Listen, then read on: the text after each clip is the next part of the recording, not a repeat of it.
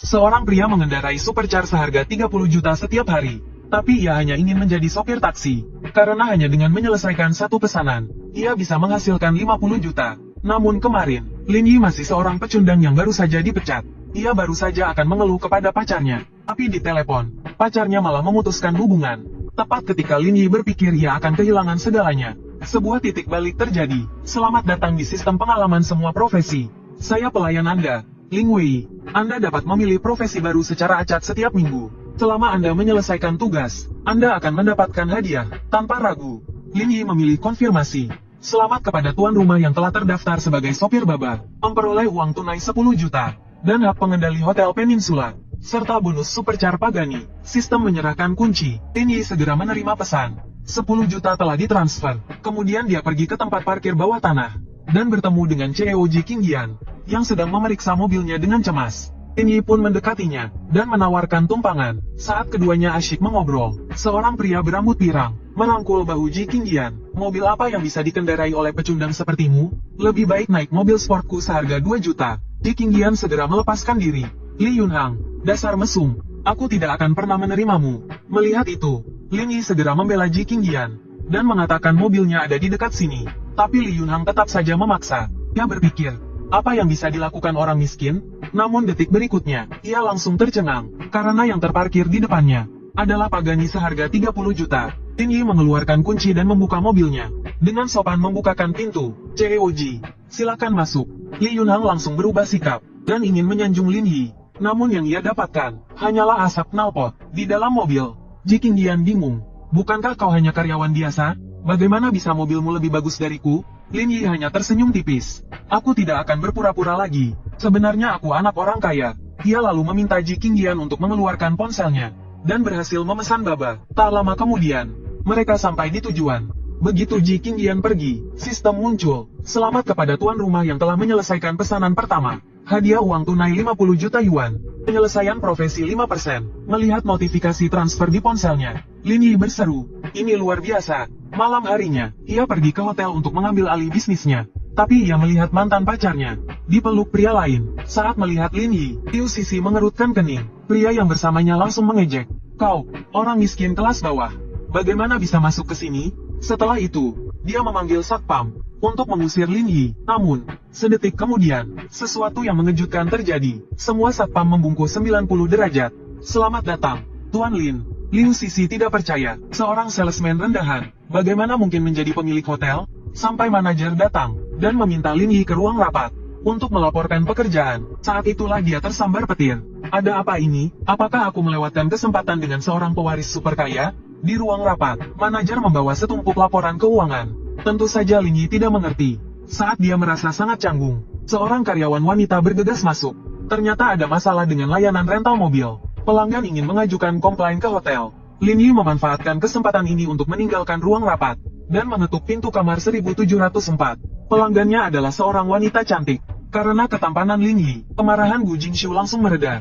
Bukan masalah besar, siapkan saja mobil lain untukku. Lin Yi tidak ragu, dan langsung mengeluarkan kunci Pagani, beserta layanan antar jemput khusus. Gu Jingshu segera mengganti gaunnya, dan bersiap untuk pergi ke pesta. Namun, saat mereka turun, Liu Sisi tiba-tiba berlari menghampiri. Dia berharap Lin Yi bisa memaafkannya. Ternyata, sejak mengetahui Lin Yi kaya, dia memutuskan hubungan dengan pria yang bersamanya tadi. Dia pikir dengan memanfaatkan hubungan masa lalu, Lin Yi pasti akan melupakan masa lalu. Namun, tak disangka, Lin Yi hanya melontarkan dua kata dingin. Enyah. Liu Sisi memaksakan diri mengeluarkan air mata. Kau tidak boleh berubah hati hanya karena kaya. Lagi pula, aku pasti lebih baik darinya.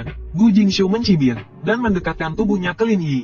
Dia baru saja memujiku, lebih hebat dari mantan pacarnya. Mengetahui Gu Jingshu membantunya, Lin Yi merangkulnya. Mereka saling menatap penuh kasih, membangun suasana romantis. Benar-benar memadamkan harapan Liu Sisi. Sebelum pergi, Lin Yi memperingatkan agar Liu Sisi menjauhinya. Tak lama kemudian, mobil sampai di Hotel Jinxiu, tempat Gu Jingshu menghadiri pernikahan. Dengan kehadiran Lin Yi dan mobil mewahnya, Gu Jingshu mendapatkan banyak perhatian. Setelah itu, Lin Yi kembali ke kontrakannya, dan membayar sewa yang tertunggak 2 kali lipat. Ia kembali ke Peninsula Hotel, mulai belajar menikmati hidup. Namun, detik berikutnya, Lin Yi menerima pesanan dari Ji Qingyan. Dia segera tiba di depan Biro Konstruksi dan Perumahan. Begitu Ji Qingyan masuk ke mobil, sistem tiba-tiba muncul di sampingnya. Selamat, Tuan. Anda telah berhasil menerima pesanan kedua. Misi tersembunyi diaktifkan. Antar dua wanita cantik dengan skor di atas 85. Dan Anda akan dihadiahi 10.000 poin keahlian. Dan penyelesaian misi akan meningkat menjadi 50%. Sebelum Lin Yi sempat bergembira, dia melihat Ji Qingyan tampak cemas. Ternyata perusahaannya akan mengadakan konferensi pers. Tetapi belum menemukan hotel yang tersedia. Mendengar ini, mata Lin Yi langsung berbinar. Dia menyarankan agar Ji Qingyan mencoba Peninsula Hotel. Mungkin akan ada kejutan. Ji Qingyan hanya tersenyum tipis. Tidak ada gunanya, manajer bilang jadwalnya sudah penuh. Lin Yi kemudian bertanya sambil tersenyum. Bagaimana jika aku bisa memesankannya? Ji Qingyan tentu saja tidak menganggapnya serius. Dia tertawa dan berkata, hadiah apa yang kau inginkan? Lin Yi dengan tegas bertaruh 10 kali skuad. Dia mengemudi dengan cepat ke Peninsula Hotel, lalu meminta resepsionis memanggil manajer, Wang Tianlong. Mengetahui Lin Yi datang sendiri, Wang Tianlong tidak berani mengabaikannya. Dia sangat hormat pada Ji Qingyan, dan langsung menyetujui persyaratannya. Begitulah, konferensi pers Ji Qingyan berhasil dipesan. Setelah menyelesaikan beberapa detail, mereka berdua kembali ke Pagani. Lin Yi tiba-tiba mendekati Ji Qingyan dan bertanya apakah dia bisa menepati janjinya. Ji Qingyan langsung tersipu malu, dan berkata mobilnya terlalu sempit. Lebih baik di rumahnya saja. Namun, sebelum dia selesai bicara, Lin Yi menginjak pedal gas. Pagani meraung seperti binatang buas. Hanya dalam belasan menit, mereka tiba di Villa Yun Sui. Awalnya, Ji Qingyan hanya ingin asal-asalan saja. Tetapi ketika dia melihat Lin Yi sedang bersiap-siap, dia hanya bisa menggertakkan giginya, dan mulai melakukan gerakan memalukan itu. Siapa sangka, setelah skuad pertama, ayahnya tiba-tiba membuka pintu, dan melihat apa yang terjadi. Saat itu, ketiganya membeku di tempat. Ji Qingyan adalah yang pertama memecah keheningan, dan bertanya kepada ayahnya mengapa dia kembali. Ayahnya langsung terdiam. Kalau aku tidak di rumah, apa aku harus bersembunyi di bawah mobil? Ji Qingyan buru-buru menjelaskan, bahwa Lin Yi hanyalah instruktur yoganya. Tetapi Ji Antai menyadari ada sesuatu yang tidak beres. Instruktur yoga mana yang langsung turun tangan? Mereka biasanya hanya duduk dengan tenang. Sebelum Ji Qingyan bisa menjelaskan lebih lanjut, ayahnya duduk di sebelah Lin Yi dengan wajah muram. Dengan sikap seorang mertua, dia menginterogasi Lin Yi. Saat mengetahui Lin Yi adalah supir taksi online, Ji Antai melotot dan hampir pingsan karena marah. Tapi saat mendengar Lin Yi mengendarai Pagani, ekspresinya langsung berubah. Ia memuji Lin Yi, dan mengatakan bahwa menggunakan mobil sport untuk menjadi supir taksi online menunjukkan kepribadian yang membumi. Ia merasa tenang mempercayakan putrinya kepada Lin Yi. Ia kemudian mengundang Lin Yi untuk menghadiri ulang tahun kakeknya yang ke-80. Setelah itu, ia berbalik dan pergi, memberi mereka berdua ruang untuk sendiri. Menyadari ayahnya salah paham tentang hubungan mereka, Ji Qingyan ingin menjelaskan, tapi tiba-tiba, Lin Yi mendekatinya, karena sudah terjadi salah paham. Mengapa tidak melanjutkannya? Wajah Ji Qingyan memerah. Ia mengira Lin Yi akan menciumnya, jadi ia segera mendorongnya. Tanpa disangka, Lin Yi justru serius, dan hanya ingin mengajarkan gerakan yoga. Sebelum suasana semakin hangat, ponselnya tiba-tiba menerima pesan. Ternyata itu dari mantan rekan kerjanya, yang ingin mengadakan pesta perpisahan untuknya di Ipinju. Lin Yi tidak menolak, dan memberitahu Ji Qingyan bahwa sisa latihan skuad akan dilanjutkan lain kali. Ia kemudian bergegas menuju tempat pesta. Tapi saat tiba di Ipinju, ia menyadari ada yang tidak beres. Kebanyakan rekan kerjanya hanya berpura-pura sedih, padahal diam-diam mengejeknya karena tidak pandai bergaul. Huang Youwei dengan bangga berkata, selalu menjadi yang terbaik dalam penjualan, tapi tetap dipecat. Ia lalu bersulang dengan Wang Dong, dan sengaja menyebutkan tentang promosi jabatannya yang akan datang. Mendengar itu, wajah Lin Yi menjadi dingin. Rasanya ini bukan pesta perpisahan untukku, tapi kalian sedang pamer. Wang Dong langsung berdiri dan mengejek.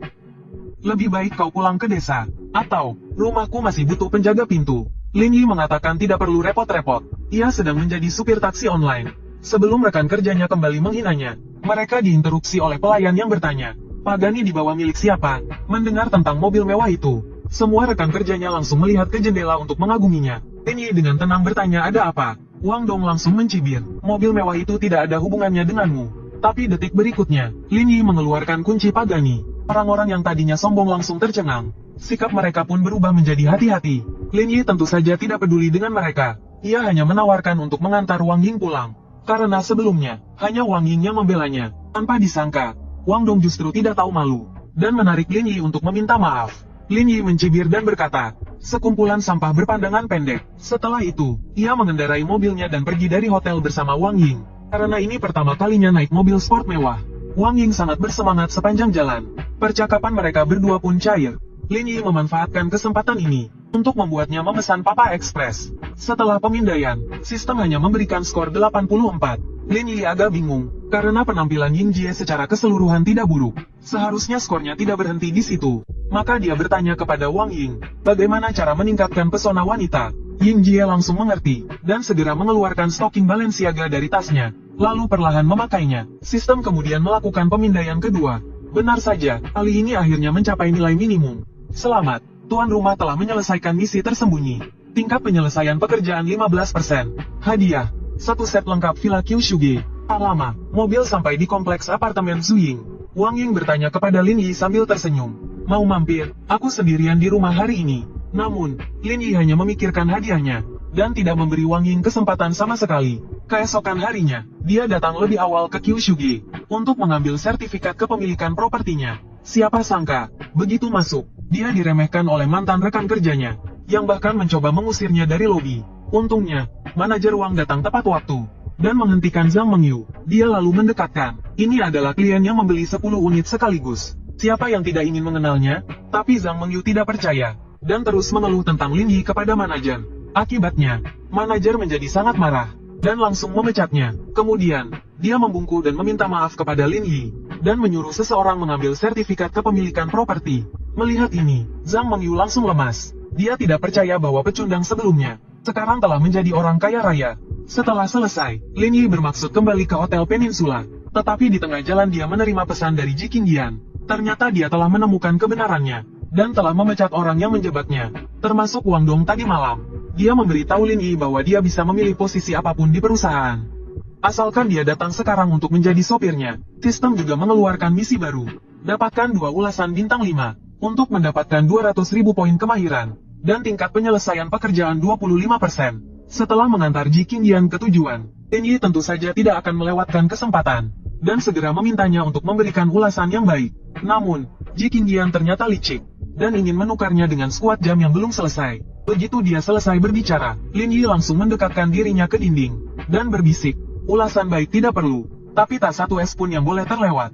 Setelah berkata demikian, dia membantu Ji Qingdian melepaskan sabuk pengamannya, memberinya tatapan penuh arti, membuat wajah Ji Qingdian memerah saat keluar dari mobil. Namun, adegan ini kebetulan dilihat oleh Wang Ying. Ketiganya saling berpandangan terkait dengan orang yang dipecat. Wang Ying langsung mengerti, meskipun Ji Qingdian mengatakan tidak akan memberi, tapi setelah mereka berdua masuk ke perusahaan, Lin Yi tetap mendapatkan ulasan bagus. Pada saat itu juga, ponselnya menerima pesanan baru. Pelanggan mengatakan, hanya jika Lin Yi setuju untuk berpura-pura menjadi pacarnya, ia akan memberikan ulasan bintang 5. Ulasan bagus. Hal baik seperti ini, siapapun mungkin tidak akan menolaknya. Tak lama kemudian, Lin Yi tiba di Tianyi Jiayuan. Setelah mengetuk pintu, dia menyapa dengan antusias. Melihat kecantikan yang luar biasa ini, jantung Xia Xinyu berdebar kencang. Akhirnya, ibunya tersadar, dan mengundang Lin Yi masuk. Xia langsung bertanya tentang pekerjaan Lin Yi, tapi saat mendengar ia seorang sopir taksi online, ekspresi kedua orang tua itu langsung berubah. Xia Xinyu buru-buru menjelaskan bahwa menjadi sopir taksi online sekarang sangat menguntungkan. Ia berencana menabung cukup uang untuk memulai bisnis. Namun, ayah Xia tidak percaya. 9 dari 10 bisnis rintisan gagal. Apakah kamu ingin menjadi janda begitu cepat? Xia Xinyu hanya bisa mengalihkan topik. Bukankah kalian akan pergi ke reuni? Sekarang sudah hampir waktunya. Aku akan memintanya mengantar kalian. Lin Yi menggaruk kepalanya dengan canggung. Mobilku hanya muat untuk 2 orang. Paman dan bibi harus memanggil mobil lain. Mendengar ini, ketiganya mengira ia mengendarai sepeda motor. Berjalan di komplek perumahan, kedua orang tua itu masih menggerutu tentang Xia Xinyu. Anak nakal ini kena guna-guna ya, berani-beraninya cari pacar tukang ojek. Namun, detik berikutnya, Lin Yi mengeluarkan kunci pagani. Melihat pintu gunting yang perlahan naik, semua orang tercengang. Lin Yi tersenyum pada Xia Xinyu. Masuklah. Sikap kedua orang tua itu langsung berubah, dan ingin segera memasukkan putri mereka ke dalam mobil. Di dalam mobil, Xia Xinyu memberitahu Lin Yi bahwa ia akan pergi ke Times Square, dan sebenarnya ia adalah seorang streamer, dan ingin melakukan siaran langsung sebentar di dalam mobil. Lin Yi tersenyum tipis. Tidak masalah, beri aku ulasan bintang 5 setelahnya. Xia Xinyu segera memulai siaran langsungnya. Kalian tebak aku di mana? Penggemar sejati. Penggemar sejati. Wow, Pagani. Xiao Yuyu, pasti untuk meningkatkan popularitas. Penggemar sejati, mobil sewaan sendiri. Ikan kecil. Xia Xinyu tertawa terbahak-bahak. Jangan bicara sembarangan. Ya, ini taksi online orang. Tak lama kemudian, mobil sampai di Times Square. Setelah Xia Xinyu turun, dia memberikan rating bintang 5 sesuai perjanjian. Sistem langsung muncul. Selamat, Tuan. Misi rating selesai. Hadiah, sirkuit internasional Zonghai. Dan keahlian mengemudi tingkat master. Xia Xinyu belum pergi jauh. Ketika Lin Yi memanggilnya lagi. Apakah kamu familiar dengan tempat ini? Aku ingin ganti ponsel. Mereka sampai di toko ponsel PR. Lin Yi memilih satu ponsel secara acak. Saat dia akan meminta pelayan untuk membungkusnya, Xia Xinyu menghentikannya. Apakah kamu mau membelinya online? Bisa lebih murah. Namun, Lin Yi tidak peduli. Tiba-tiba, pelayan bertanya, mau pilih casing ponsel juga? Kalau rusak, sayangkan. Lin Yi tersenyum dan menggelengkan kepalanya. Aku tidak terlalu suka pakai casing. Tapi, kamu benar juga. Pelayan langsung membawa casing ponsel dan memintanya memilih. Lin Yi mengacungkan 5 jari. Maksudku, kalau lecet atau rusak, langsung ganti baru saja. Beri aku 5 untuk setiap warna. Sekalian, 1 MBC lagi. Bungkus semuanya. Xia Xinyu langsung tercengang. Ini terlalu sultan. Sementara itu, jumlah penonton live stream mencapai 5 juta. Jam berapa siarannya? Pamer kekayaan adalah raja konten video pendek. Setelah keluar dari toko, Xia Xinyu bertanya pada Lin Yi, masih mau beli apa lagi? Lin Yi tersenyum tipis, dan melihat ke toko jam tangan di samping. Jam tangan langka, hanya ada 6 di dunia. Pria itu dengan santainya minta 10. Hanya karena dia secara tak terduga membangkitkan sistem semua profesi. Tidak hanya mendapat hadiah mobil sport senilai 30 juta, rumah deret senilai ratusan juta. Asalkan dia menyelesaikan misi antar jemput wanita cantik, dia juga bisa dengan mudah menghasilkan 50 juta. Barusan, Lin Yi membawa streamer Xia Xinyu masuk ke toko jam tangan Jiang Xidan. Tapi, pelayan wanita itu tidak hanya tidak menyambut mereka, malah berbicara dengan nada sinis. Toko kami hanya untuk orang super kaya. Mana mungkin streamer kecil mampu membelinya?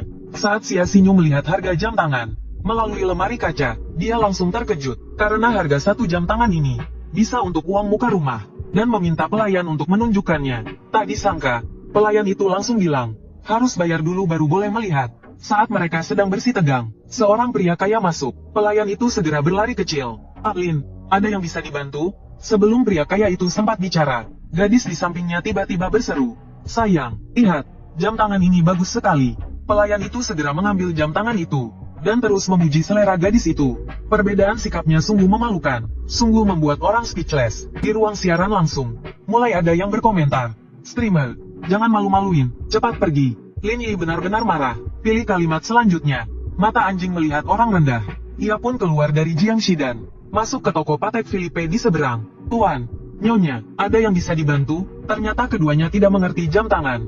Akhirnya mereka harus mengandalkan ruang siaran langsung. Semua komentar di ruang siaran langsung menyarankan Lin Yi untuk membeli edisi peringatan 175 tahun. Xia Xinyu mengira Lin Yi akan marah, tapi tak disangka, ia langsung mengeluarkan kartu hitamnya dan meminta pelayan untuk membungkus 10 buah. Setelah tenang, pelayan itu mengatakan bahwa tidak ada stok, karena jam tangan ini hanya ada 6 buah di seluruh dunia. Nantinya akan diantarkan langsung kepadanya. Kejadian ini segera menjadi sensasi. Pelayan wanita di Jiang Xidan juga ikut berlari keluar saat melihat pembelinya adalah Lin Yi. Wajahnya lebih buruk daripada makan tai. Namun, dia masih dengan muka tebal mendekatinya. Tuan, lihat-lihat lagi di toko saya. Lin Yi tersenyum dingin. Orang miskin seperti saya tidak memenuhi standar pelayananmu. Pelayan wanita itu langsung putus asa. Buk, ia berlutut di lantai dan menamparkan pipinya sendiri dengan keras. Berapa banyak komisi yang hilang darinya? Kemudian, Lin Yi langsung memberikan sebuah ponsel sebagai ucapan terima kasih kepada Xia Xinyu karena telah menemaninya berbelanja. Setelah melakukan semua ini, Lin Yi pergi ke sirkuit internasional Zonghai. Resepsionis mengatakan kepadanya bahwa hari ini ada tamu VIP dan tidak dibuka untuk umum. Lin Yi sedikit bingung dan meminta mereka memanggil manajer. Gadis itu hendak menelepon ketika Qin Han, yang telah memesan tempat itu, masuk. Ada apa? Bukankah sudah kubilang hari ini dikosongkan? Saat resepsionis menjelaskan kepada Qin Han, Lin Yi sudah sampai di kantor di lantai 2. Manajer Zhou Haitao segera berdiri. Xiao Zhao, cepat ambilkan minum untuk Pak Lin kita. Xiao Zhao bingung. Pak Lin kita, Zhou Haitao menjelaskan sambil tersenyum. Sirkuit ini telah dibeli oleh Pak Lin. Mulai sekarang, beliau adalah bosnya. Lalu ia meletakkan buku rekening perusahaan di atas meja. Namun, Lin Yi malas melihatnya, dan langsung memintanya untuk menemaninya berkeliling. Sesampainya di sirkuit, Zhou Haitao bertanya apakah ia ingin mencobanya. Lin Yi mengangguk. Suruh seseorang bawakan mobilku ke sini. Saat itu, Qin Han baru saja menyelesaikan satu putaran, dan dengan marah berlari ke arah mereka. Zhou gendut, apa yang kau lakukan? Berani sekali kau membawa orang masuk? Zhou Haitao terlihat malu, dan menjelaskan identitas Lin Yi yang sebenarnya. Semua orang terkejut, dan terdiam selama 2,5 detik. Lin Yi berkata dengan tenang, kosongkan tempat ini, ganti rugi siapapun yang sudah memesan tempat ini. Qin Han dengan bijaksana menawarkan sebatang rokok. Bagaimana kalau kita balapan satu putaran? Pemenangnya bisa terus main di sini. Tentu saja Lin Yi tidak menolak. Qin Han segera melihat ke kiri dan ke kanan, menanyakan di mana mobilnya. Dengan suara deru mesin, sebuah Pagani melaju dari kejauhan. Apa, kau pikir aku menggertakmu dengan mobil ini? Qin Han tertawa dingin. Aku menghabiskan lebih dari 3 juta untuk modifikasi mobilku. Performanya tidak kalah darimu. Balapan segera dimulai. Setelah aba-aba dari wasit cantik, kedua mobil sport itu melesat bersamaan. Saat tiba di tikungan, Qin Han mulai mengurangi kecepatan. Tapi Lin Yi tidak hanya tidak mengurangi kecepatan, malah terus menambah kecepatan. Semua orang tercengang. Astaga, orang ini pasti gila. Namun, Lin Yi dengan mudah melewati tikungan dan memenangkan perlombaan. Qin Han mengaku kalah. Dia keluar dari mobil dan membungkuk hormat kepada Lin Yi. Tapi dia tidak tahu bahwa alasan Lin Yi bisa menang adalah berkat keterampilan mengemudi tingkat master yang diberikan oleh sistem. Hari ini aku bertemu seorang master. Beri aku nomor kontakmu. Aku ingin ikut denganmu. Lin Yi baru saja mengeluarkan ponselnya.